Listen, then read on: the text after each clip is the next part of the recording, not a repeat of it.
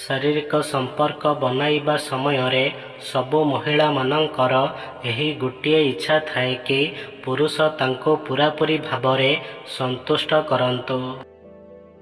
ଯେଉଁ ମହିଳା ଲମ୍ବା ସମୟ ପର୍ଯ୍ୟନ୍ତ ଶାରୀରିକ ସମ୍ପର୍କ ବନାଇ ନଥାଏ, ତେବେ ତାଙ୍କ ଗୁପ୍ତାଙ୍ଗ ସବୁବେଳେ ଏହାର ଆନନ୍ଦ ନେବାକୁ ଚାହିଁଥାଏ। ଯଦି ଲୋକମାନେ ଆପଣଙ୍କ ପ୍ରଶଂସା କରନ୍ତି, ତେବେ ତାହା ଆପଣଙ୍କ କ୍ଷମତା ଅଟେ ଏବଂ ଯଦି ଲୋକମାନେ ଆପଣଙ୍କ ପ୍ରତି ଈର୍ଷା କରନ୍ତି, ତେବେ ତାହା ଆପଣଙ୍କ ପ୍ରତିଭା ଅଟେ। ଯେଉଁ ମଣିଷ ପାଇଁ ପଇସା ହିଁ ସବୁକିଛି ହୋଇଥାଏ, ତେବେ ସେହି ମଣିଷ କେବେ ବି କାହାର ହୋଇପାରିନଥାଏ। ବହୁତ ସାରା ଭଲ ଗୁଣ ଥିବା ପରେ ବି ଗୋଟେ ଛୋଟିଆ ଭୁଲ ସବୁକିଛି ନଷ୍ଟ କରିଦେଇଥାଏ।